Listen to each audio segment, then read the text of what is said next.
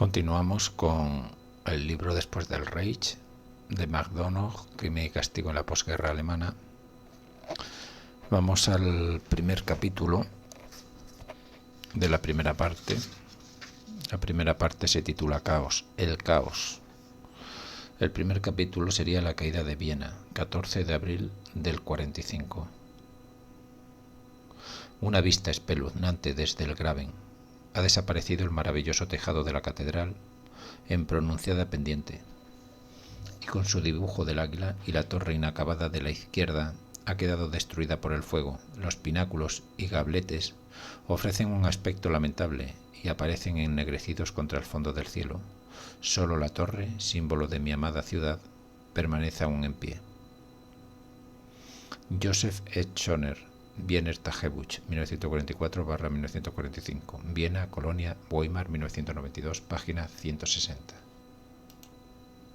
A medida que los rusos se acercaban a la antigua capital habsburguesa, el centro austríaco y la BBC intentaban ahuyentar conjuntamente los temores de la población. El centro austríaco llegó incluso a hacer hincapié en la fama de buen comportamiento del Ejército Rojo. El tercer frente ucraniano, que marchaba desde la ciudad húngara de Kostek a las órdenes del mariscal Tolbugin, cruzó la frontera el 29 de marzo del 45, día de Jueves Santo, en Klosterneuburg, en el sur de la región de Burgenland, y avanzó hacia Rechnitz. Graz se encuentra al final del valle del Ruhr, pero como era de prever, el Ejército Rojo giró a la derecha en dirección a Viena. El 1 de abril dio comienzo la batalla por Wiener Neustadt. La capital cedió tras una semana de lucha y el 8 de abril el Ejército Rojo entró en la fortaleza de Viena, según la denominación hitleriana. El centro austriaco estaba exultante. El periódico Zeitspiegel describió el recibimiento fraternal dado a los conquistadores, mientras las banderas rojas de los rusos y roja, blanca y roja de Austria ondeaban expuestas de manera destacada. Había perdido una vez más el contacto con la realidad. Las mujeres de Viena no manifestaron tanto entusiasmo, por decirlo de la manera más suave. Joseph Goebbels había expuesto con suficiente claridad lo que les iba a ocurrir. Algunos desdeñaron sus advertencias como propaganda para sembrar el terror. Pero la triste verdad era que el Ejército Rojo violaba donde quiera que se presentaba. Sus soldados violaron incluso a rusas y ucranianas. Las violaciones peores y más graves fueron perpetradas contra las mujeres del enemigo, primero las húngaras y luego las alemanas. A las búlgaras, sin embargo, se les ahorraron los excesos más penosos, posiblemente porque rusos y búlgaros se tenían afecto mutuo. El Ejército Rojo violó también a mujeres yugoslavas, a pesar de que se hallaban en un mismo bando. No era probable que perdonasen a las vienesas por el mero hecho de que la declaración de Moscú las había calificado de víctimas del fascismo. Se ha discutido mucho el por qué los rusos violaron y asesinaron a tantas mujeres durante su marcha hacia el río Elba. Es indudable que fueron azuzados por Ehrenburg y otros propagandistas soviéticos que veían en la violación una expresión del odio y por tanto un acto apropiado para fortalecer la moral. A los soldados soviéticos se les había mostrado además fotografías de las víctimas de los nazis en el campo de Majdanek, donde los muertos habían sido identificados simplemente como ciudadanos soviéticos. Los alemanes habían estado en Rusia, habían quemado sus ciudades y sus pueblos y se habían presentado como un Ehrenvolk, una nación de señores. Aquí hay una noticia del vicecomandante soviético en Alemania, Sokolovsky, mencionó expresamente el término Herrenvolk para justificar las violaciones. Para ellos los eslavos pertenecían a una raza inferior y no eran mejores que siervos. Aquí hay otra nota, dice: en febrero del 43 Hitler pasó en coche por delante de un grupo de operarios eslavos que trabajaban en la carretera a las afueras de Zaporozhye. Lleno de odio comentó: es totalmente justo obligar a los eslavos esos robots a realizar esta clase de tareas. De no ser por ello no tendrían derecho a disfrutar de un lugar al sol.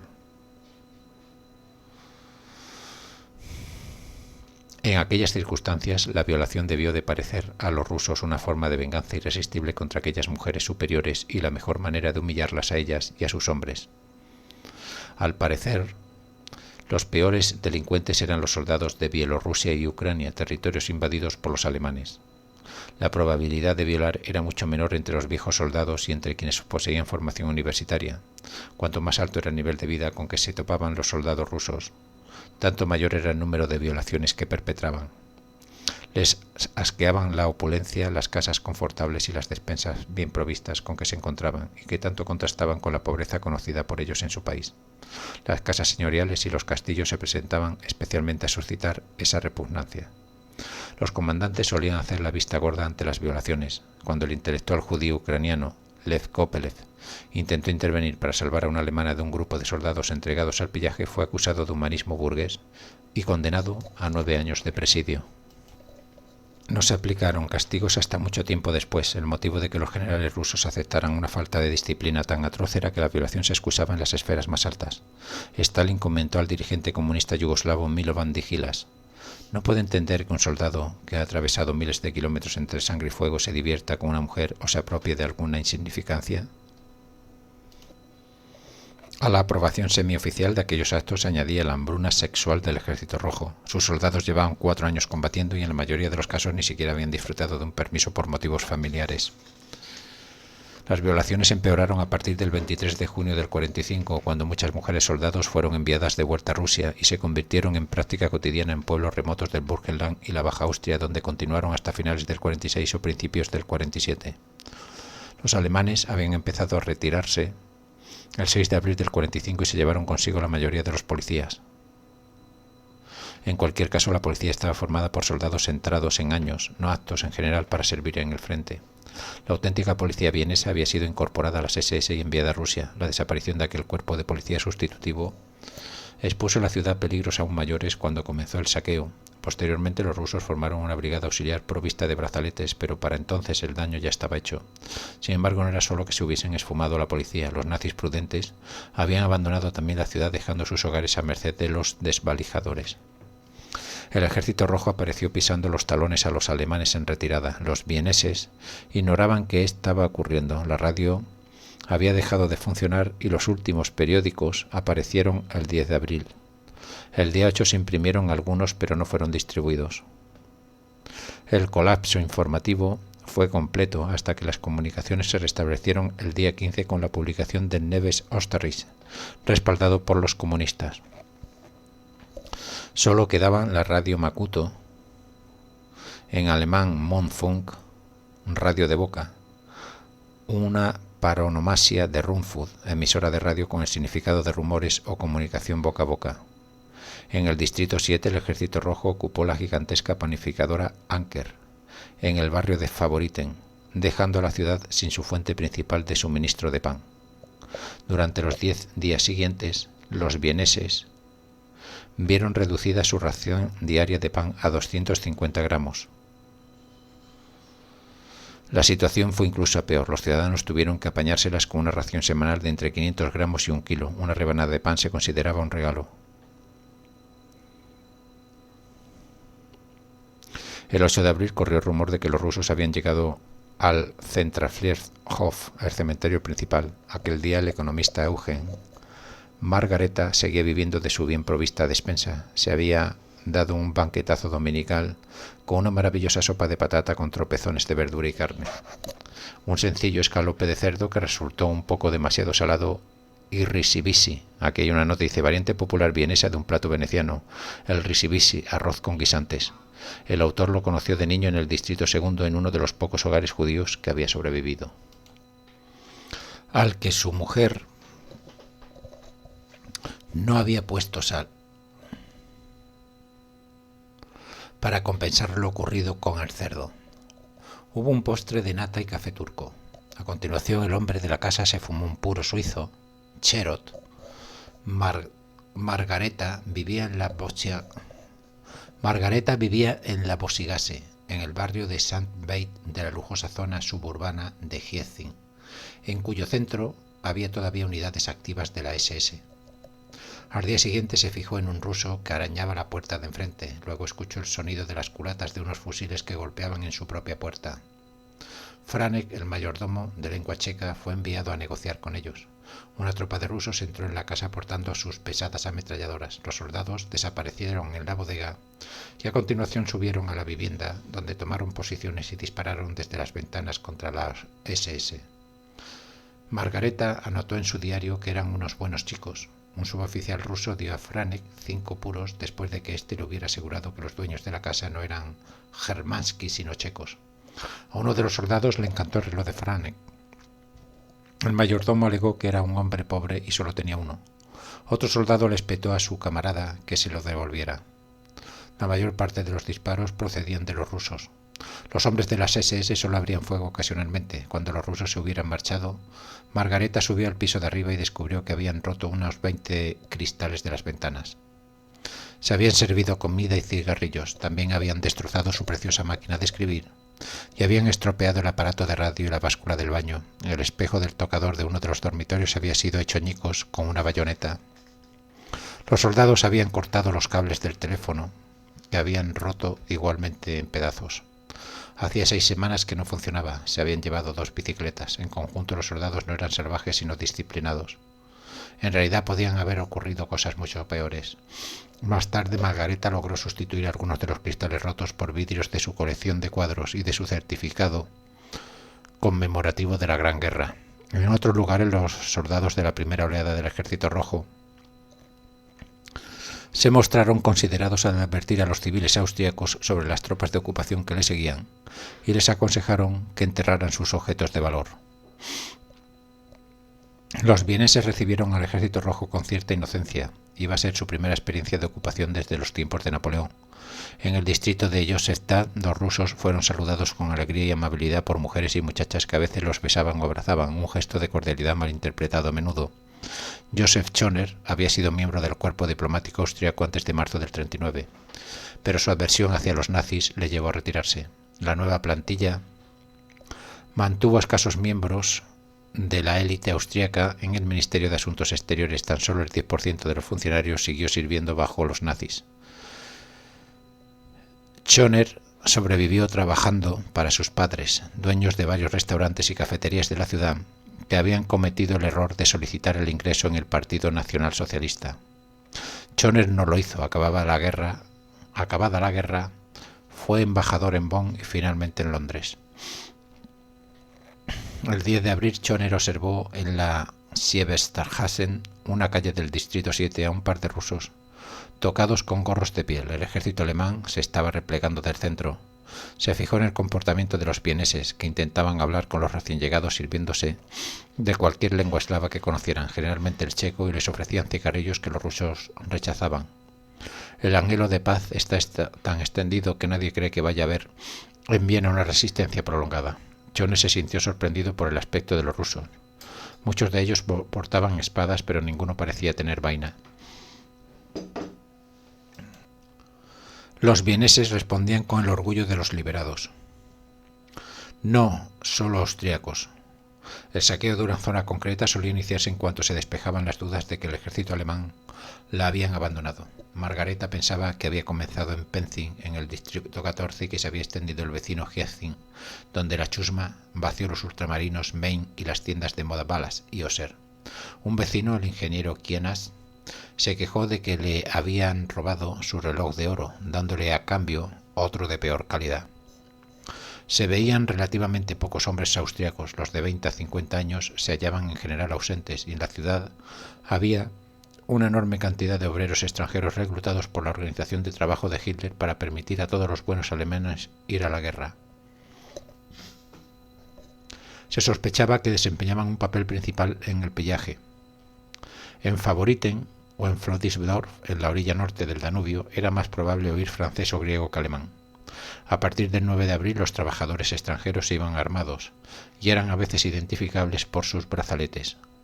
El comunista Frank Hohner calculó que en abril del 45 ascendían a 700.000 en la ciudad de Viena y que la mayor parte de los saqueos se debían a ellos, aunque sin descartar a la población vienesa. Los extranjeros formaban, junto con nativos austriacos, la chusma, que había perpetrado diversos actos de violencia. A veces vaciaban los establecimientos, en otros casos eran más selectivos.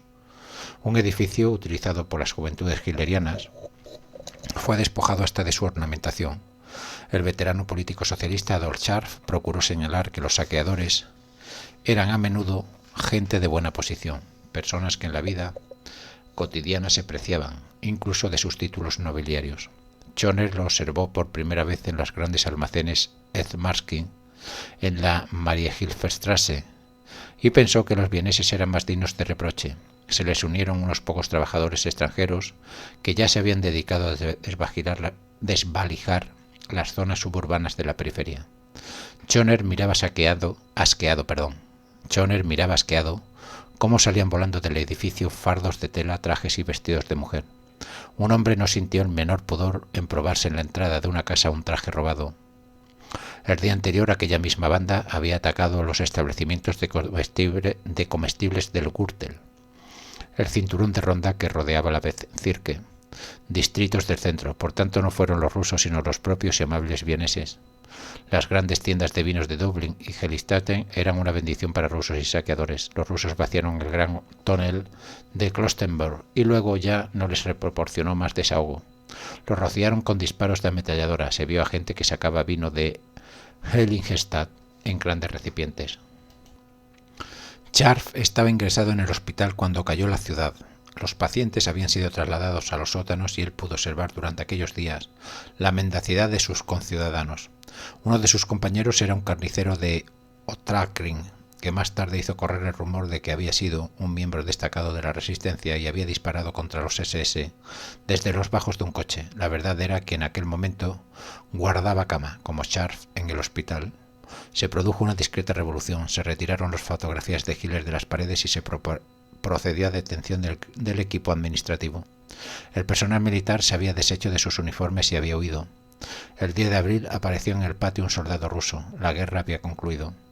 Scharf marchó a casa del brazo de su hija. Todas las joyerías de la Alstrasse habían sido desvalijadas. Se impuso un toque de queda que comenzaba a las 8 de la tarde. Nadie sabía con seguridad si Viena había caído.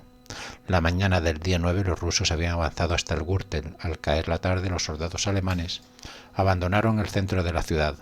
Su salida dio paso a los movimientos de resistencia surgidos de la clandestinidad, que portaban brazaletes de franjas roja, blanca y roja. Los más activos habían sido los miembros del pequeño grupo encabezado por el comandante Karl Sozoll, 3 de los cuales habían sido ahorcados poco antes de que el Ejército Rojo ocupara la ciudad. A Sozoll se le atribuye el mérito de haber salvado Viena de la orden neroniana de Hitler, que exigió la destrucción de la ciudad, aunque en realidad el ejército alemán no estaba en condiciones de cumplirla. Según el chiste del general de la SS, Sepp Dietrich, su sexto ejército de tanques se llamaba así porque solo tenía 6 tanques. La mayoría de los soldados no disponían de más munición que unas pocas balas. La resistencia estableció su cuartel general en el Palacio Auersperr. La bandera austríaca roja, blanca y roja ondeó en el ayuntamiento sin tejado. En el hogar de los Schoner se comió al mediodía con una sensación de alegría y se brindó por nuestra amada Austria. Aquella tarde el grueso principal de las tropas del Ejército Rojo entró en la ciudad siguiendo al grupo de avanzada.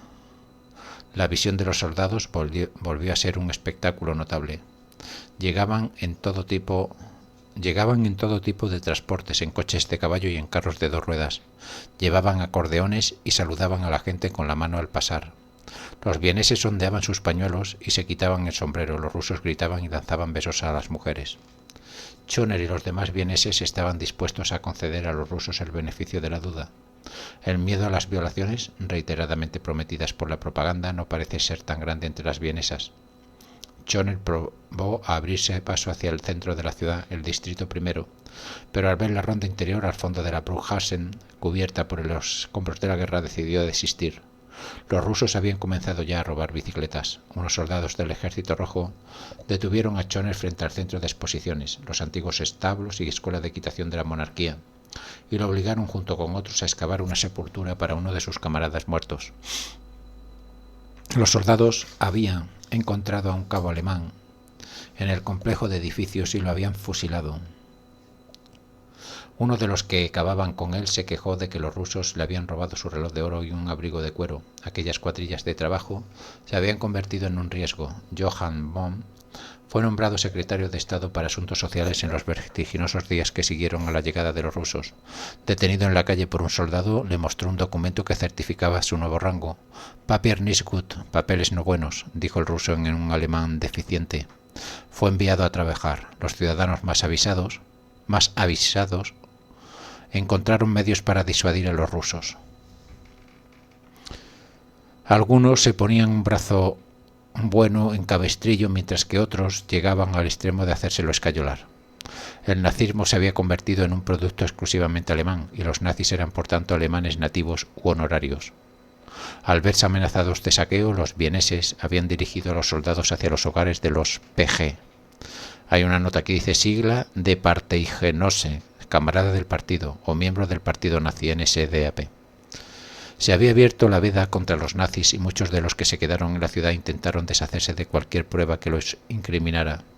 Un gran número de ellos se suicidó, como el vendedor de carbón cuya tienda se hallaba en el mismo edificio que la vivienda de la tía de Margareta, o como los von Babel, amigos del banquero Joseph Johann.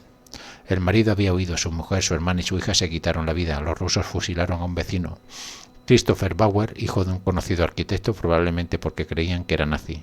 Su madre tuvo que sepultarlo en el jardín. La Dirección Política Estatal, la GPU, u órgano de seguridad, sacó violentamente de la casa de al lado a otro vecino apellidado Hackmüller.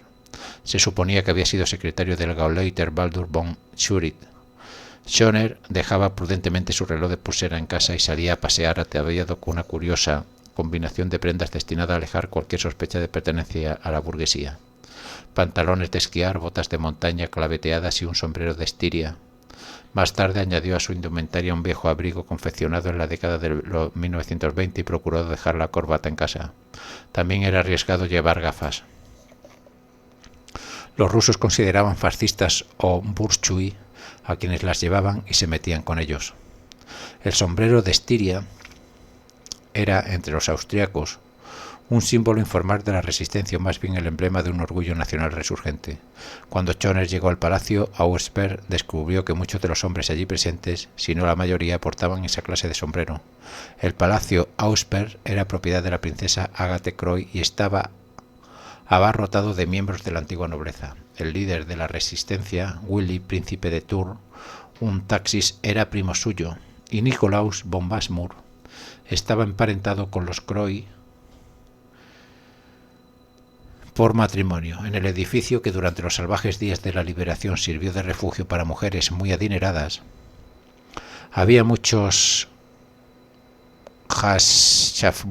no sé cómo se dice esta palabra muy rara, y adabéis. Aquí hay una nota, dice me tomen todo, o sea, la palabra esta que no sé leer porque está en alemán, evidentemente significa me tomen todo, o sea, dice mujeres muy adineradas, había muchos me tomen todos.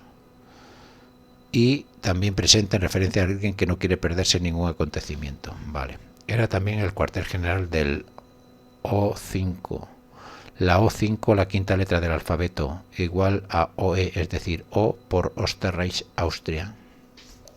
Es una nota que viene aquí, explicando lo que significa O5. Dice que se había convertido en el grupo más importante de la resistencia. El lugar estaba envuelto en una atmósfera de irrealidad. Raúl Bumbaya, el jefe de los 5, entregó carteras ministeriales a diversos aristócratas y recibía a los rusos como si fuera ya el jefe del Estado. La auténtica aristocracia de la resistencia en aquel palacio eran los Dachauer, los miembros de la élite gobernante, anterior a 1938 enviados en masa a Dachau. Muchos de ellos seguían todavía allí, si es que no habían muerto a consecuencia del trato recibido. Schoner conoció en el Ausper al comandante Stilfried, que había sido comandante del campo de Bolzestor. Su tarea había consistido en castigar tanto a izquierdistas como a nazis, y por este segundo motivo fue enviado también a Dachau. El guardabosques se había convertido en cazador furtivo. Schoner debió de haberse sentido también incómodo al ver el gran número de comunistas y socialistas que salían de la clandestinidad. Un oficial ruso se mostraba incrédulo ante la visión de los príncipes y varones de la resistencia. Imaginaba a los antifascistas de manera algo distinta. Más tarde aquellos hombres reconocieron su error. Deberían haber elegido dirigentes más verosímiles. Masburg fue arrestado posteriormente cuando intentaba establecer contacto con algunos nazis tibios, pero consiguió escapar a Occidente. Si los austríacos de clase media se vestían con ropas curiosas, aquello no era nada comparado con la indumentaria de los rusos. Los raros oficiales que llevaban hombreras de opereta recordaban a Schoner a los serbios de la Primera Guerra Mundial. Muchos portaban además algún trofeo como puñales de la SA o las SS. Del resto no se podía decir que vistieran un uniforme, un hermoso material humano, escribía Schoner, muchos altos y rubios, teutónicos, y entre ellos una multitud de rostros mongoloides. Margareta se fijó también en su pelo rubio y sus ojos azules. Eran gente vigorosa de entre 18 y 20 años, seguidos por unos cuantos muchachos de 14 y 15. Por lo demás, el componente mongoloide no sobrepasaba, según sus cálculos, de un mero 2%. Los vieneses estaban disfrutando todavía de su luna de miel con el ejército rojo. El padre de Schoner dio a un soldado una botella de vino de la bodega del restaurante. El soldado se ofreció a pagarla. Aquella noche Schoner se acostó henchido de optimismo. Que Dios nos dé una noche pacífica y un futuro mejor. La noche transcurrió confortablemente, pero el padre de Schoner había cometido un error fatal al dar una bebida al soldado, porque a continuación sus camaradas volvieron por más. En Niezin, algunas vecinas de Eugen Margareta expresaron su preocupación sobre lo que podría ocurrir con su inocencia si los soldados bebían vino. Adolf Scharf tuvo el mismo pensamiento. La gran provisión de vino y aguardiente existente en Viena, sobre todo en las comarcas de viñedos, fue probablemente una de las causas de las violaciones sufridas por las mujeres cuando se produjeron. Lo cierto es que algunos de los casos más graves se dieron en las grandes bodegas de Dublín, donde se elabora el vino espumoso austriaco, el Sekt, y en el pueblo vitivinícola de Grinzing. Al mediodía los Schoner se sentaron en la mesa para tomar una comida consistente en goulash, patatas y lombarda, y Joseph intentó consolar a su madre. En las Mariahilfstrasse ardía el Hotel Windsor. No había agua para sofocar las llamas. Schoner hizo otro intento de llegar al centro. En el Ring vio que el comerciante Casimir, que en 1938 había robado a los judíos sus colecciones de arte, había sido desvalijado a su vez. El objetivo de Schoner era el tenebroso Hotel Astoria de la Karlstrasse, cuyo restaurante había sido concedido en franquicia a su tía de 67 años. En el vestíbulo un ruso le ofreció vino. Austria Harasho, Austria bien. El hotel seguía funcionando, aunque un obús había impactado en el tercer piso. Su tía parecía mantener el control. Estaba dando de comer a los rusos mientras los oficiales practicaban los modales del viejo mundo. Hasta entonces habían dejado en paz a las camareras, pero un teniente primero había hecho proposiciones a la tía Millie y le había pedido que subiera a su habitación. Los combates continuaban en las zonas de la ciudad contiguas al Danubio. Los rusos estaban al otro lado del canal en Leopoldstadt, en el distrito 2, lo que explicaba los terribles daños causados a los muelles, pues ambos bandos seguían lanzando fuego de artillería. El día 10 los rusos entraron en el Prater y ocuparon el hipódromo sin hallar resistencia. Los alemanes no fueron expulsados de Leopoldstadt hasta el 13. Un día después fueron expulsados de Brigittenau y la ciudad quedó por fin en paz. Schoner podía, no obstante, llegar libremente a pie hasta la catedral. En la esquina de la plaza Stockheim-Eisen ardía la casa Haas. Nadie intentaba sofocar las llamas. A su alrededor había soldados mirando. No se sabía quién había provocado el incendio, si los obuses alemanes o los saqueadores vieneses. Una tercera posibilidad eran los rusos. Aquí hay una noticia, según al parecer, del príncipe Willy von Thurn und Taxis, Memoria en manuscrito no publicado, página 25. En aquellos momentos era común acusar a los Werwölfe. Aquellos malditos nazis destruían la capital austríaca por venganza. Más tarde Schoner pensó que podían haber sido los saqueadores con sus velas. Las instalaciones del vendedor de comestibles finos, Will, en el Neumarkt, habían sido asaltadas por ladrones. Margareta había oído que un general ruso había amenazado con fusilar a cualquiera que encontrara saqueando, pero aquello no parecía disuadir a los ladrones. Un soldado ofreció aguardiente a Schoner en la calle Marco Daviano. El soldado le dijo que Stalin había ordenado que Austria no debía ser tratada como territorio enemigo, sino como país liberado. A nosotros nos iría mucho mejor que a los húngaros o a los alemanes. Nadie iba a ser fusilado. Cuando Schoner regresó a casa se encontró con un carro frente a ella. Unos soldados rusos vaciaban el aguardiente y Sekt la bodega del restaurante. Dos vieneses se hallaban a su lado observando la escena con un placer maligno. Era el momento de saldar cuentas. En la fábrica donde había trabajado Margareta, los obreros extranjeros pedían la cabeza del patrón, que había desaparecido prudentemente. Uno de los cocineros de los Choner habían regresado del barrio suburbano de Oberla. Contó que las mujeres habían sido violadas allí varias veces. El capítulo de las violaciones, que anteriormente, incluso al comienzo de la ocupación, habíamos atribuido con ligereza a la propaganda alemana, se había convertido en una cruda realidad. Las víctimas daban ahora parte a los médicos. Ninguna edad ni condición social ofrecían protección. Se decía que los rusos habían violado a mujeres de hasta 80 años, según una información de Oder Sanbeit que llegó a oídos de Choner. Una mujer se había quejado al comandante ruso y este se le había reído a la cara. En general, los oficiales excusaban a sus hombres alegando su prolongada abstinencia. Ni siquiera las primeras víctimas gozaban de inmunidad. Los austríacos no iban a disfrutar del sabor de la liberación. Los rusos habían localizado las abundantes reservas de alcohol de la bodega de los Choner, y los golpes en su puerta eran incesantes. Agradecían a Dios que su antigua casa vienesa tuviera una puerta maciza. Las mujeres estaban aterradas, como es natural. Nadie pensaba en dormir. El 12 de abril, Choner descubrió que los rusos habían saqueado su cafetería Fensterkurven, situada frente al famoso Hotel Sacher. Antes de prenderle fuego, se habían llevado todo el vino y el aguardiente.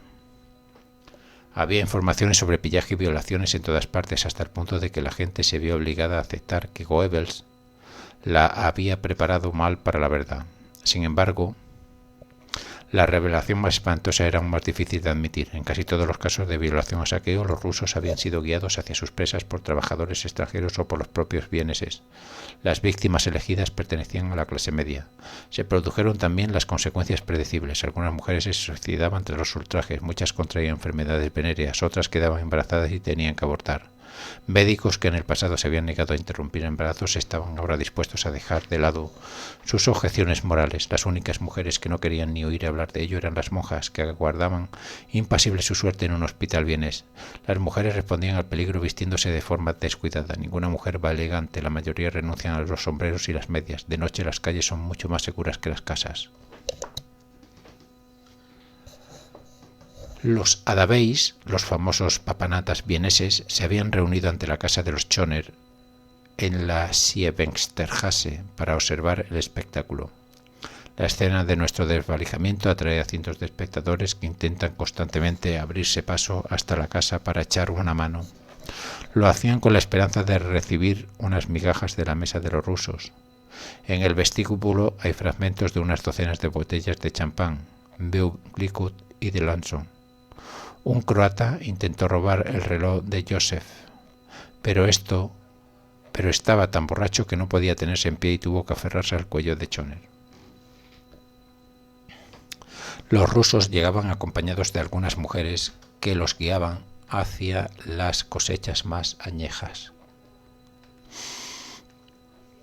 Su consejo era recompensado con algunas tabletas de chocolate de cobertura para hacer a la taza. Los saqueadores encontraron 200 botellas más. Otro grupo está sentado en torno a la mesa del patio,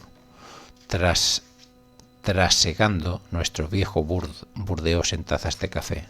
Los padres de Joseph se quejaron a un teniente primero, cuya respuesta fue repartir algunas de las botellas entre la multitud de espectadores. Los chones se unieron a la cola y fueron recompensados con unas pocas botellas de su propio vino. Para colmo, un miembro de la resistencia fue a visitar al padre de los Choner y le acusó de emborrachar a los rusos, poniendo así en peligro a las mujeres de la ciudad. En Gießen, los Margareta fueron más afortunados. El economista gastrónomo cambiaba vino de la liberación por envidias.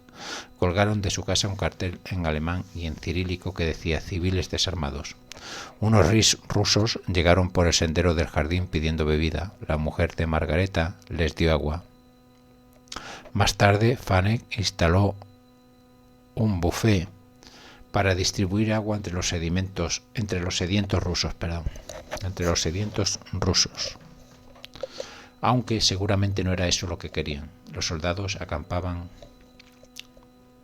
en el jardín y cuando llegaba la hora de la comida tomaban la sopa en sus cascos, que cumplían una segunda función como escudilla de campaña. Los cascos no estaban forrados y los soldados llevaban debajo gorros de lana o piel. cortaban la carne con la bayoneta.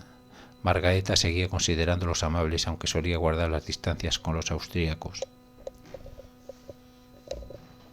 A pesar de todo, también fue víctima del saqueo, aunque no de manera grave. Al volver de hacer sus tratos con el hortelano, ya halló la puerta de la casa abierta de par en par. Los soldados habían puesto a Frank contra la pared. Los 3 relojes del criado habían desaparecido. Los rusos estaban en el piso de arriba, donde habían provocado un tremendo desorden. Tras arramblar con una botella de brandy alemán, no habían tocado el coñac húngaro, Dreger. Se habían apropiado del anillo de bodas de su mujer 2 cámaras, luego se deshicieron de una que Margareta encontró en el jardín del vecino y de un broche que devolvieron a continuación. Otros rusos vinieron para llevarse el coche, pero Margareta logró convencerles de que la Wehrmacht se lo habían requisado hacía un año. Uno se siente impotente ante esa clase de agresiones, reflexionaba. Frente al Café Grob en Ietzing apareció una nota en la que se decía que todos los alemanes de edades comprendidas entre 16 y 60 años debían presentarse ante los rusos. Alemanes y rusos seguían combatiendo en las afueras, en las zonas industriales de las orillas del Danubio. El 12 de abril el mariscal Tolbugin hizo pública una proclama.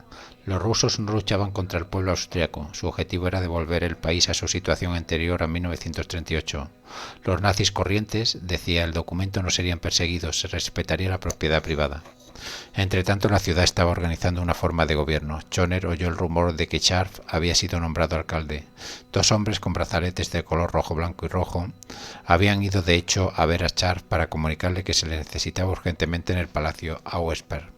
Al llegar allí, encontró el edificio rebosante de una actividad febril. El hombre que se hallaba al frente era Raúl Bumbaya, jefe del grupo de la resistencia O5. A los rusos les resultaba difícil cuantificar el número de residentes. Disolvieron el grupo O5 y enviaron a varios opositores de Hitler a la Unión Soviética. Se había llegado a la conclusión de que Tolbugin no podía restaurar la Austria de 1938 sin recuperar a los austrofascistas. Los hombres del palacio Auersperr querían retroceder en el tiempo a 1933. No se ofreció a Scharf el cargo de alcalde, que acabó en manos del general Körner, un socialista que hablaba ruso, y sí, en cambio, el puesto inferior de alcalde del distrito de Josefstadt, que se negó a aceptar. Körner supo quiénes eran los auténticos amos cuando intentó tomar posesión del ayuntamiento el 18 de abril y encontró el camino bloqueado. Los rusos estaban registrando el enorme edificio en busca de armas. El alcalde fue obligado a sentarse en el banco de un parque hasta que hubieron acabado. Los moscovitas, Ernst Fischer, Jonah Koplein, Frank Hohner y Fried Fuermer habían hecho también las maletas. Durante los últimos años habían vivido en el Hotel Lux de Moscú con los privilegiados comunistas alemanes. Hohner era un antiguo preso del campo de Waldesburg. Se había marchado pronto para reclutar 2 batallones de la Libertad y formar la División Verde, integrada por unos 2000 efectivos, que había hecho campaña en Yugoslavia junto con los partisanos de Tito.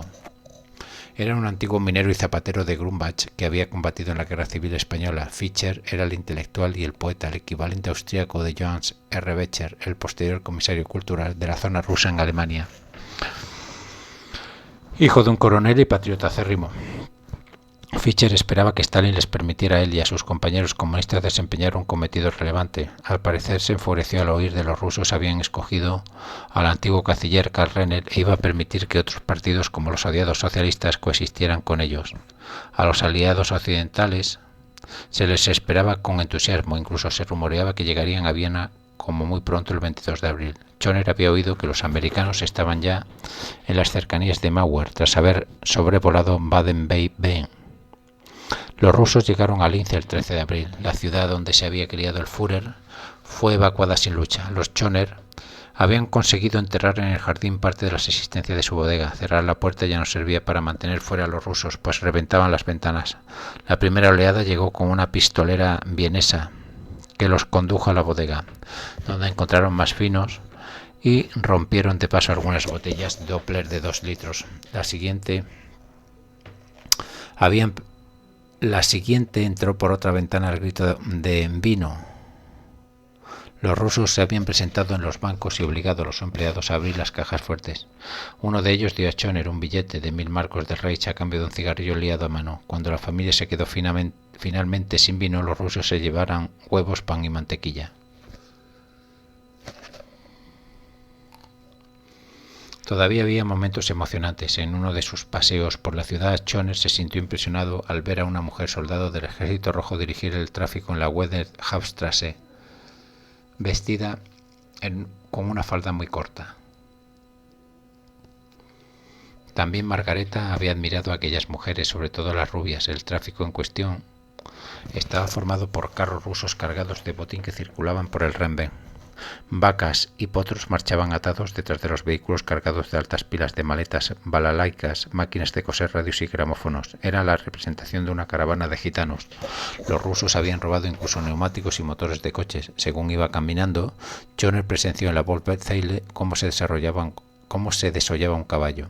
La plaza de la Catedral de San Esteban había ardido por entero desde la Casa Haas hasta la Rotumstrasse. El fuego había destruido el interior del Hotel Bristol junto a la ópera. No había camiones de bomberos para apagar las llamas. Cuando los vieneses encontraron una bomba, resultó tan poco potente que el agua apenas llegaba al primer piso. El palacio del cardenal Inícer había sido desvalijado y el primado había huido. Schoner se descubrió al ver la catedral desprovista de su tejado. Había sido incendiada tras la marcha de los alemanes. Es una visión que le encoge el corazón a cualquiera. El Palacio Auersperr se había convertido en el lugar donde competir por el poder con el gobierno provisional. No todos los pretendientes eran personas respetables. Según Schoner, Vincent Tschumi había nadado a favor de la corriente tras el Anschluss y se hallaba más o menos comprometido. Sin embargo, también él anhelaba una cartera ministerial. Schoner pensaba que el palacio estaba lleno de espías nazis. Antiguos PG buscaban a víctimas de los nazis con la esperanza de que les dieran buenas referencias una vez iniciada la caza de brujas. Margareta había sido despedido de su trabajo y su hijo se había casado con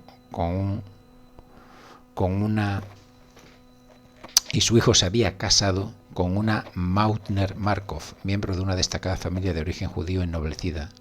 Schoner volvió a su antiguo puesto en el Ministerio de Asuntos Exteriores. El edificio había resultado muy dañado durante el bombardeo, pero aún seguía en funcionamiento. Las señales de que la vida volvía a la normalidad iban en aumento.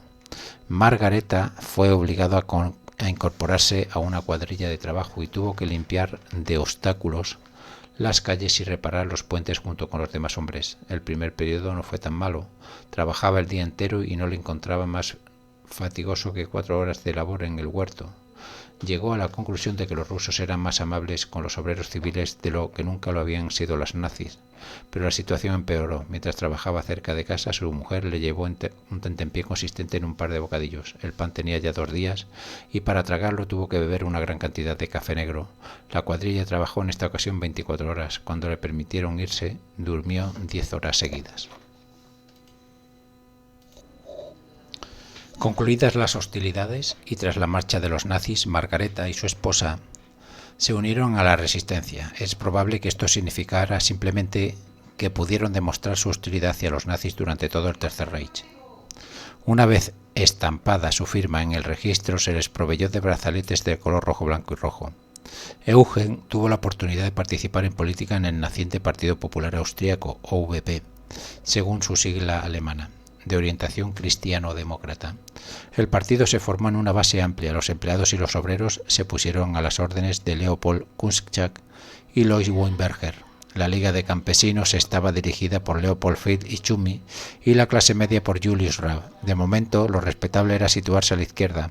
El movimiento de liberación estaba constituido en un 50% por socialistas, en un 40% por comunistas y el 10% restante por partidos burgueses. Scharf fue uno de los que promovieron la restauración de los socialistas austríacos. En su sesión del 14 de abril rechazaron la idea de denominar a su grupo Partido Socialdemócrata y optaron en cambio por el nombre de Partido Socialista Austríaco, SPO según su sigla alemana. Con ello se esperaba que la gente olvidase que había aprobado el Anschluss. Al cabo de muy poco tiempo rechazó las iniciativas de fusión con los comunistas respaldadas por los soviéticos. Fischer había regresado de Moscú con instrucciones de evitar de momento el marxismo-leninismo. El acento se pondría en Austria. Hay que dar su auténtico valor al glorioso pasado austriaco. La marcha Racey debe convertirse en un himno nacional cantado en las escuelas. El economista Margareta se dio cuenta de que la mayoría de las tiendas del Distrito 1 estaban cerradas y en sus postigos rezaba escrita la leyenda: no hay género. Los trabajadores extranjeros se desplazaban sin impedimentos con sus carros repletos de botín. El edificio del Parlamento y el del Ministerio de Justicia habían sido pasto de las llamas. Schoner reanudó sus paseos. En el Distrito 18 se detuvo para admirar en la Heldenplatz una tumba rusa reciente engalanada con flores. Rusos borrachos aporreaban las puertas de la Burgase, pero como los vieneses conocían ya aquel juego, nadie les abría. Se formaban largas colas delante de las carnicerías y las panaderías. La carne había desaparecido casi por completo y el pan era una rareza. 1 o 2 días después, a los austríacos la boca se les hizo agua al ver un centenar de vacas húngaras de extraña cornamenta que soldados del Ejército Rojo arreaban por el centro de la ciudad. Los vieneses salían a los bosques con cochecitos y carretillas para recoger leña, setas o cangrejos de río. El café Fensterburger había sido saqueado de nuevo, pero los asaltantes no se habían llevado el aguardiente. Schoner llegó a la conclusión de que los ladrones eran vieneses, los rusos no habrían dejado el alcohol, y además habían desaparecido cierta cantidad de un té exquisito. En general, esa clase de razones ayudaba a identificar la naturaleza del asaltante. Los rusos querían bebida, oro o relojes. Cuando desaparecía alguna otra cosa, los autores del pillaje eran civiles. En el Hotel Astoria, las persecuciones nocturnas tras las camareras sacaban de quicio a la tía Milly. El Astoria fue más afortunado que el Metropol, que quedó reducido a cenizas el día 19. Había dejado de ser un hotel en 1938, cuando se convirtió en cuartel general de la Gestapo, así que nadie lamentó su desaparición. El 20 de abril, el aniversario de Hitler, el conde Albert Mensdorf, de 83 años, se presentó en el Ministerio de Asuntos Exteriores para ofrecer sus servicios. Había sido embajador austrohúngaro en Londres en 1914. Schoner recordaba cómo 2 años antes había formulado opiniones declaradamente pronazis en el Jockey Club. Aquí hay una nota, dice: actualmente parece increíble que expresara tales opiniones en una de las instituciones británicas de mayor solera máxima en plena contienda. Dice: el conde murió de inanición el 15 de junio del 45. El Ministerio Austriaco de Asuntos Exteriores estaba listo para actuar, aunque no existía la certeza de que los rusos permitieran a sus funcionarios tomar ninguna iniciativa. El ayuntamiento había dado un pase a Schoner, pero otro diplomático que había presentado el suyo a un centinela del Ejército Rojo había sido arrojado brutalmente al canal. Al día siguiente, Schoner se enteró de que los norteamericanos habían llegado a Pilsen, en Checoslovaquia. Todo el mundo aguardaba expectante la presencia de los aliados occidentales. Estaban hartos de los rusos, que sin duda pretendían instalar a Karl Renner en el puesto de canciller, cuando aún todo el mundo recordaba la carta abierta en la que había prometido su apoyo al Anschluss en 1938. El 23 de abril, la noticia de la detención de Franz von Papen, el antiguo embajador alemán en Austria, fue motivo de júbilo. Había estado en Viena en 1938, se merecía que le hicieran algo en nombre de Austria, escribió Schoner. La rehabilitación de Renner fue idea de Stalin, quien cierto día, que se discutía sobre Austria, preguntó: ¿dónde está ahora Renner, aquel socialdemócrata que había sido discípulo de Kautsky? Durante años fue uno de los dirigentes de la socialdemocracia austríaca y, si mal no recuerdo, ocupó la presidencia del último parlamento del país. En ese momento nadie conocía la respuesta, pero en cuanto amainó la tormenta, los rusos fueron en busca de aquel veterano socialista que había traído la Primera República. Lo consideraban el tipo de ideólogo blando que permitiría a sus hombres moverse en seguridad entre bastidores, con seguridad entre bastidores. No confiaban en él y eran conscientes de que había expresado su apoyo al Anschluss. Lo encontraron el 3 de abril, cuando por azar protestó ante el comandante ruso del pueblo de Glogny, en la Baja Austria, por el comportamiento de las tropas soviéticas. Gloggnitz lindaba con Wiener Neustadt, donde el Ejército Rojo se había topado por primera vez con una fuerte resistencia. Los rusos lo recogieron junto con su familia y lo instalaron en el cercano castillo de Eichsbull. Renner se dedicó a colmar de alabanzas al sistema soviético y afirmar que la liberación traída por los rusos era todo lo que estos y él mismo habían soñado. A partir de ese momento, los socialdemócratas, junto con el Partido Comunista, por supuesto, podrían proporcionar la necesaria seguridad política. Su condición de marioneta inspiraba desconfianza en Occidente, y Renner se hizo el inocente cuando los norteamericanos le preguntaron más tarde por el papel que habían desempeñado los rusos en su nombramiento. Él insistió en que los rusos no se habían inmiscuido en sus decisiones, pero el agente norteamericano que lo visitó en agosto del 45 se dio perfecta cuenta de la presencia del capitán ruso en la entrevista. El 23 de abril se celebró una reunión en el hogar vienés de Renner en la Westgasse, en el barrio de Herzing. Se planteó la idea de distribuir libremente las carteras ministeriales entre los tres partidos interesados, socialistas, comunistas y conservadores. Renner hizo su primer intento de crear un gabinete el día 24.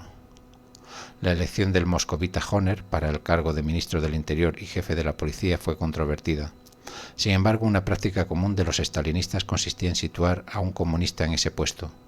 El nombramiento del banquero fue Joseph Johann para Hacienda también fue polémico, pero en otro sentido. Durante su etapa en el Kreditanstalt había mostrado una actitud amigable con los nazis. El doctor Gero fue nombrado ministro de Justicia. Schoner observó que era Michelin, mestizo. Tenía sangre judía. Ernst Fischer, el otro moscovita, obtendría también un cargo. Schoner no se sintió del todo descontento con el nombramiento de Honer. Se trataba de un puesto ingrato y difícil, y con suerte el ministro acabaría siendo impopular. Los rusos insistían en que se reabrieran teatros y cines. Debido a los daños de la guerra, la mayoría de las grandes instituciones culturales vienesas tuvieron que apañarse con los espacios que pudieron encontrar. El Burgtheater celebraba sus actuaciones en el Ronacher. Aquí hay una nota, dice, como si el Royal National Theatre actuara en un teatro de variedades. La ópera había sido destruida durante los bombardeos. Clemens Krauss fue nombrado primer director en medio de una decepción generalizada. Krauss había mancillado su expediente en 1934 al emigrar a Alemania en la época del asesinato de Dollfuss por los nazis, y tan escandalosa conducta no había caído en el olvido. Apareció el primer periódico posterior al nazismo, pero también causó desilusión, pues su aspecto era muy parecido al del Volksliche Beobachter de Goebbels. Escasez de noticias y mucha propaganda. Nadie se sorprendió de que su director fuera el comunista Fischer. A Schoner le llegaron noticias de la existencia de un nuevo Andreas Hofer. En aquella otra nota dice el posadero triolés. Andreas Hofer había luchado contra Napoleón y había sido fusilado por los franceses en 1810. Que luchaba en el Tirol contra los nazis. Aquel hombre decía llamarse Plattner. Al parecer fue flor de un día, aunque era cierto que los tiroleses estaban expulsando a los nazis antes de la llegada de los norteamericanos. La imagen de Austria como víctima e Italia como antigua potencia del eje favorecía que todo el mundo esperase la devolución del Tirol meridional a Austria. Tanto Schoner como Margareta oyeron el rumor de que el antiguo canciller Kurt von Schussening había sido envenenado en el campo de concentración de Sachsenhausen. En realidad estaba de camino al Tirol meridional. Aquí hay otra nota, dice, véase las páginas 140-142. Vale. El 26 de abril se constituyó un gobierno provisional presidido por Karl Renner. Fue un intento de alcanzar un equilibrio entre los socialcristianos, los socialistas y los comunistas, pero bajo el influjo de socialistas moderados como Renner y su vicecanciller Adolf Scharf. Entre los comunistas, Fischer obtuvo la importante cartera de Ilustración, Educación y Cultura Popular, y Honer fue nombrado ministro del Interior. El ministro cristiano-demócrata, Kunchak, era un notorio antisemita, motivo por el cual los judíos que integraban la mayoría del centro austríaco se mostraron reacios a volver a la patria. Margareta oyó hablar de ello cuando una muchacha le entregó un ejemplar de Neues Österreich, el periódico auspiciado por los soviéticos, que contenía los detalles del gabinete de Renner y su proclama. Margareta juzgó esta última excelente, una auténtica obra maestra, en tanto declaraba que Austria regresaría a la Constitución de 1920. El Anschluss, le decía, la proclama había sido impuesto a Austria y por tanto era nulo y carente de valor. A continuación, Margareta se dirigió al Nachmarkt, donde pudo comprar unos preciosos tubérculos comestibles.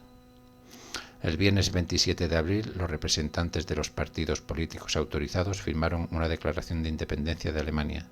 Los soviéticos reconocieron el régimen de Renner, pero solo hasta el Danubio, pues las tropas de Tolbukhin seguían luchando en el Weinviertel. La Segunda República había nacido bajo la égida del Ejército Rojo. Aquella tarde, Schoner cambió su viejo abrigo y los pantalones de esquiar por una camisa de seda y un traje negro. La Filarmónica de Viena iba a interpretar su primer concierto desde la liberación. A las 4 de la tarde se celebró una función privada en la gran sala de conciertos, pues el edificio de la Musikverein había resultado dañado. El público ocupó solo 3/4 partes de la sala, pero se había congregado en número considerable de apéis para observar la llegada de altos funcionarios comunistas y oficiales del Ejército Rojo. La orquesta recibió una cálida ovación. Los aplausos destinados a Krauss fueron perceptiblemente menores y algunos llegaron incluso a abuchearlo. El programa estaba integrado por la inacabada de Schubert, Leonor III de Beethoven y la Quinta Sinfonía de Tchaikovsky, un tributo al espíritu inmortal de Viena y la gran época clásica de la música vienesa y al genio musical de Rusia. La Filarmónica tocó a Schubert con alma, pero fueron mejores con Beethoven. Tchaikovsky fue interpretado con brillantez. En el intermedio, el teniente de alcalde, el comunista Steinhardt, pronunció un discurso en el que dio las gracias al Ejército Rojo por haberlos liberado de la plaga parda. Hubo una clamorosa ovación.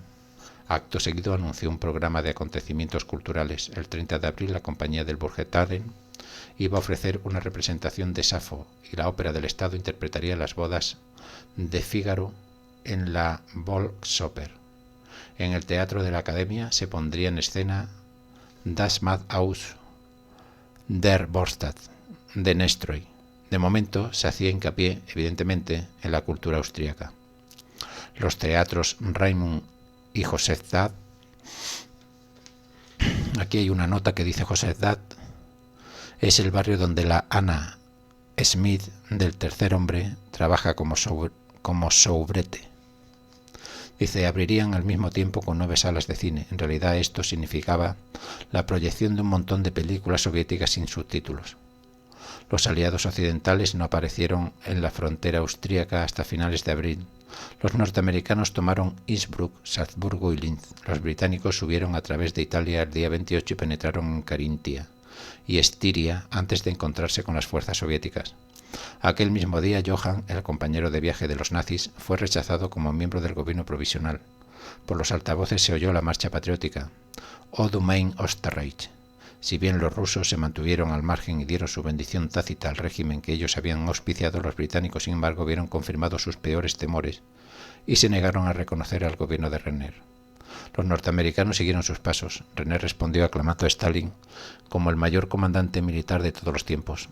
Más tarde, Schoner se encontró con un amigo que acababa de regresar de Weiding, en la conurbación de Viena. En su casa de campo se habían producido casos constantes de violación. Una muchacha de 17 años, que había intentado defenderse, había sido asesinada a tiros. Las cosas están mucho peor en la periferia que en el interior de la ciudad.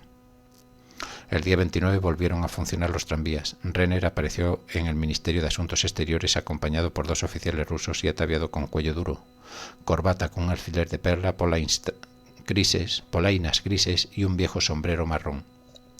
Llevaba una perilla gris teñida de nicotina por su dieta diaria de puros y exhibía una pequeña barriga. Estaba dispuesto a enfrentarse a sus detractores. No negó haberse mostrado favorable al Anschluss, pero sí haber deseado la unión con los nazis. Tenía un gran interés en hacer patente su desprecio por los austrofascistas del Estado corporativo. Dijo a los diplomáticos que los simpatizantes de Dollfuss estaban tan fuera de lugar en la Nueva Austria como los nazis. Hizo saber que deseaba la expulsión de los austrofascistas de las elecciones durante 10 años. En realidad, resultó fácil de poner los ministerios con funcionarios sin mácula. Su único cometido era volver a nombrar a quienes habían sido retirados prematuramente en la época del Estado corporativo. La mayoría de ellos eran, por supuesto, socialistas, además de los antiguos internos del campo de Woldersdorf. El 1 de mayo se organizó un gran desfile en honor a los rusos. Se habían confeccionado banderas austríacas sin la vieja esvástica, y las mujeres habían preparado pañuelos de cabeza con el mismo material. La gente portaba claveles rojos y se saludaban con la palabra Freiheit, libertad, en vez de con el habitual Grüß Gott, buenos días. Los rusos regalaron a la ciudad toneladas de provisiones. Los vieneses dijeron que para empezar se trataba de comida que les había sido saqueada. Se estimaba que el donativo alcanzaría para un mes. Representaba una ración diaria de 1.620 calorías para los obreros que realizaban trabajos duros, 970 para los empleados y 833 para los niños. Los franceses llegaron aquel mismo día a Bregen, a orillas del lago de Constanza. El 6 de mayo se habían instalado en una pequeña parte de la zona que les había sido asignada, el Tirol superior, cuando se produjo la capitulación alemana. El 8 de mayo, Austria se hallaba ocupada en su totalidad.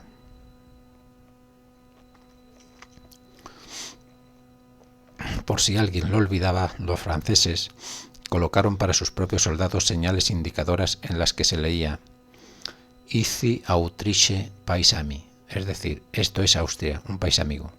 Los aliados occidentales se hallaban aún lejos de Viena. Corrían rumores de que los norteamericanos estaban poniendo las cosas difíciles a Austria, contrariados por el patrocinio de Stalin a los polacos de Lublin. El 3 de mayo circuló una historia sobre la partición de Viena. Al parecer los británicos recibirían el Distrito 1. Por vez primera los vieneses oían decir que Francia obtendría también una porción de la tarta. A Schoner le contaron más tarde que los franceses recibirían el centro de Viena, así como el Distrito 7 donde él residía. El nuevo jefe comunista de la policía, Hauptmann, publicó un decreto según el cual se ordenaba salir de Viena a todos los extranjeros y trabajadores forzosos. Tenían que reunirse en Wiener Neustadt hasta que se pudiese disponer de transporte para ellos. Los Schoner perdieron a sus 2 criadas ucranianas y a un cocinero italiano. El Führer se había suicidado el 30 de abril, pero la Wehrmacht y la SS seguían luchando. Schoner constató aterrado que los austríacos se hallaban entre los más empecinados. Al final es evidente una vez más que en el caso de ser nazis los austríacos son los partidarios más incondicionales de Hitler. Los generales alemanes del Reich capitulan, los Lord y los Redulli siguen combatiendo en el sur y en el norte.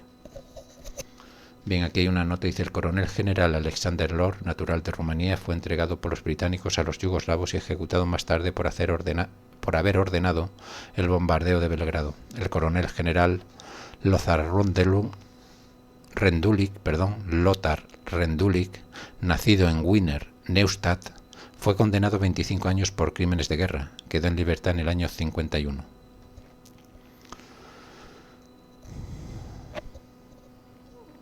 Dice, siguen combatiendo. Vale.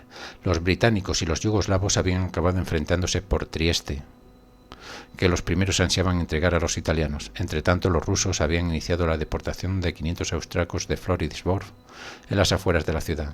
Se pensaba que el mariscal de campo Alexander se hallaba en Viena, en el Hotel Imperial, y el 6 de mayo la SS y la Wehrmacht seguían resistiendo entre Stockerand, Tull y Kornenburg en la Baja Austria. El ejército del general Blasov abandonaba sus posiciones en Praga y se dirigía al sur hacia la Baja Austria. Daba la impresión de que los combates podían recrudecerse de nuevo. Blasov y sus cosacos habían luchado junto con la SS y el general no deseaba ser capturado por el ejército rojo, que lo habría ejecutado de inmediato por traidor.